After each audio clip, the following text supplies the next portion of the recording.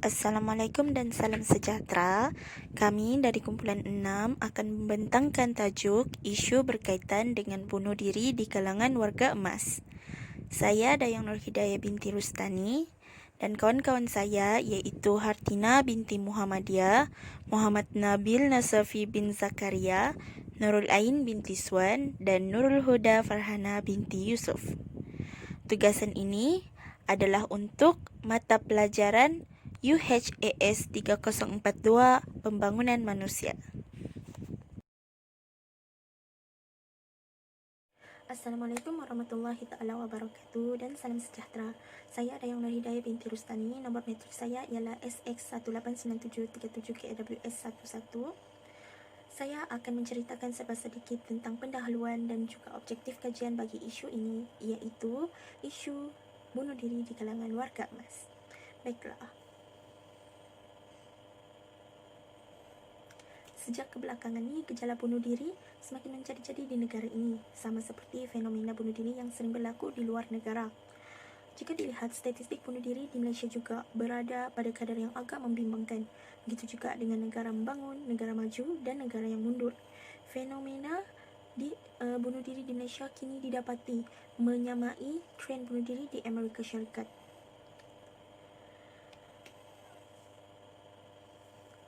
Peningkatan kesejahteraan warga emas ini sepatutnya perlu ditingkatkan bagi mengurangkan masalah sosial dan tingkah laku bunuh diri di dalam kalangan warga emas. Hal ini kerana isu penuaan seringkali dikaitkan dengan masalah kesihatan, konflik dengan ahli keluarga, masalah kemurungan, dipinggirkan dan diskriminasikan oleh persekitaran sosial dan proses sosialisasi. Kesemua faktor-faktor ini kemudiannya dikaitkan dengan isu tingkah laku warga emas itu sendiri. Jadi umur atau usia warga emas ini telah diklarifikasikan pada sekitar umur 60 tahun sehingga 65 tahun, di mana usia sebegini berbagai cabaran dihadapi dan pengalaman hidup semakin berharga. Pada usia tersebut, berbagai aspek perlu diberikan perhatian sewajarnya bagi memastikan sisa-sisa kehidupan dapat dioptimalkan sebaik mungkin. Untuk objektif kajian ini pula adalah seperti berikut: mengenal pasti faktor-faktor yang mendorong warga emas untuk membunuh diri dan mengenal pasti langkah-langkah pencegahan bagi isu bunuh diri di kalangan warga emas. Assalamualaikum dan salam sejahtera. Seterusnya saya akan menyambung mengenai ulasan kajian yang telah dilaksanakan, iaitu kajian isu bunuh diri di Malaysia, warga emas di Malaysia dan di negara luar. Okey, berdasarkan kajian yang telah dibuat, naratif sosiologi di kalangan warga tua di negara ini adalah disebabkan oleh sindrom sarang kosong, iaitu rasa kesunyian dan sedih akibat tinggal berjauhan dengan anak-anak. Keadaan ini cenderung berlaku kepada warga tua yang telah kehilangan pasangan ataupun telah berpisah dan tinggal bersendirian.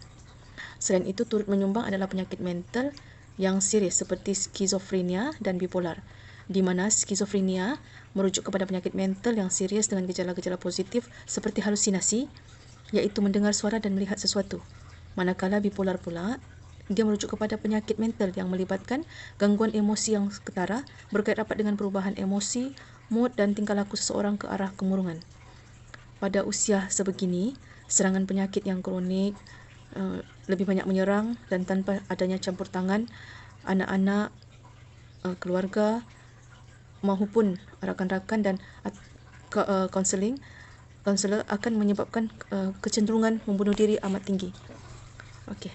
Bagi isu bunuh diri di kalangan warga emas di luar negara pula, kebanyakan kes berkaitan bunuh diri di negara luar adalah disebabkan kemurungan akibat hidup bersendirian, bimbang menjadi bebanan keluarga dan rakan-rakan, terpisah daripada jaringan sosial, kemerosotan kualiti hidup seharian kerana cabaran fizikal serta mental.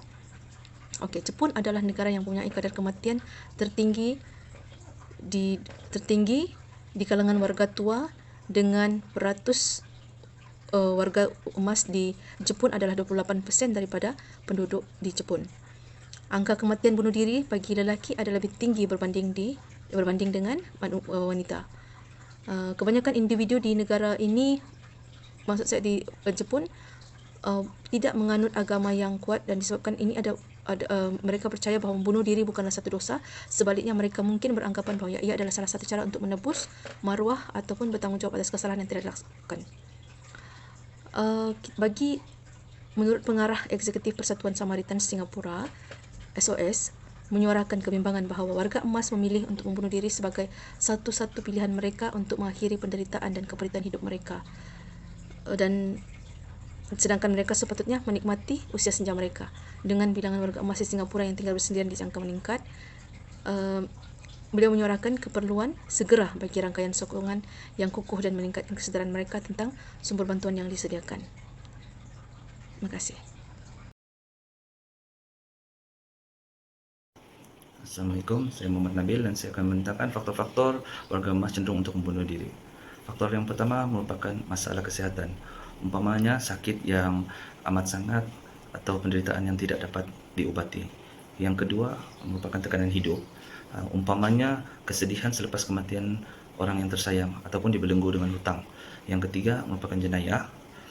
Kebanyakan warga emas yang melakukan jenayah lebih memilih untuk membunuh diri daripada menghadapi hukuman yang bakal dijatuhkan ke atas mereka.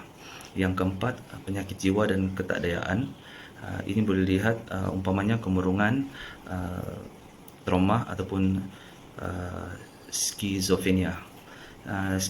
Skizofrenia adalah merupakan gangguan mental yang serius di mana seorang itu mentafsirkan kenyataan secara tidak normal. Ia dapat mengakibatkan beberapa kombinasi halusinasi, khayalan dan pemikiran serta tingkah laku yang sangat tidak teratur yang mengganggu fungsi kehidupan. Yang kelima merupakan penyalahgunaan dada dan alkohol. Dan yang keenam adalah persekitaran yang tidak menyenangkan.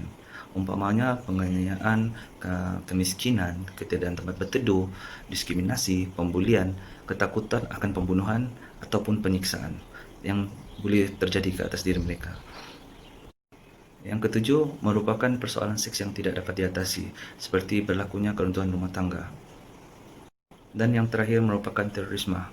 Ia juga boleh merupakan motif bagi seorang warga emas itu untuk membunuh diri, khususnya pembunuhan yang berkaitan dengan agama, umpamanya pengumuman bunuh diri ataupun kultus pintu syurga. Dan yang kedua adalah nasionalisme yang berketerlaluan, umpamanya serangan kamikaze. Sekian, terima kasih. Assalamualaikum, saya Nurul Ain dan saya akan membincangkan tentang langkah pencegahan berkaitan dengan isu bunuh diri di kalangan warga tua. Langkah pertama yang kita boleh ambil ialah kita perlu berikan mereka sokongan moral, bawa mereka bercerita, sebab kebanyakan mereka ni hidup bersendirian sehingga boleh menyebabkan kemurungan.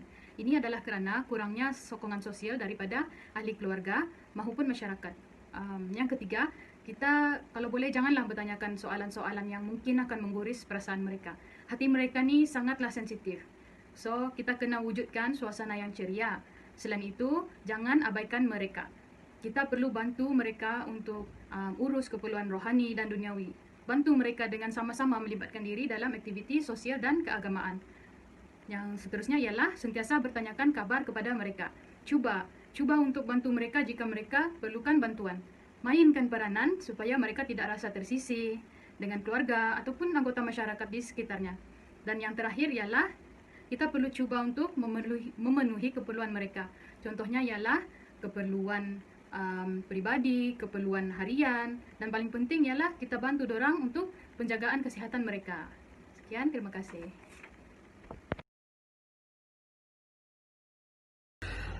Untuk kesimpulan, warga emas yang menghadapi masalah psikososial boleh mendapatkan hikmat bimbingan dan kaunseling melalui pelbagai agensi kerajaan serta badan-badan kerajaan yang terlibat dalam memberikan bantuan. Selain itu, warga emas yang terabai juga perlu diberikan sokongan dan bantuan kerana mereka juga berhak untuk menikmati kualiti hidup yang lebih baik di dalam masyarakat. Seterusnya, pihak Kementerian Kesihatan Malaysia juga memainkan peranan yang penting untuk meningkatkan kualiti hidup warga emas di mana KKM menyediakan kemudahan rawatan dan perubatan, aktiviti-aktiviti yang bermanfaat serta yang boleh menggembirakan mereka lah. Seterusnya, institusi keluarga juga memainkan peranan penting di mana anak-anak perlu ada rasa tanggungjawab terhadap orang tua. Seterusnya, komuniti juga perlu menerapkan sikap positif dan mempunyai perasaan kasih sayang yang tinggi dengan orang-orang sekeliling, terutamanya bagi orang warga tua lah yang sudah lanjut usia. Dan yang terakhir ialah sekecil-kecil perkara baik yang kita lakukan terhadap mereka ini akan memberikan kesan yang sangat positif dalam diri mereka, di mana bila kita sentiasa berbuat baik dan berbudi bahasa, mereka akan merasa dihargai. Jadi semua pihak memainkan peranan yang penting untuk menangani masalah psikososial ini. Thank you.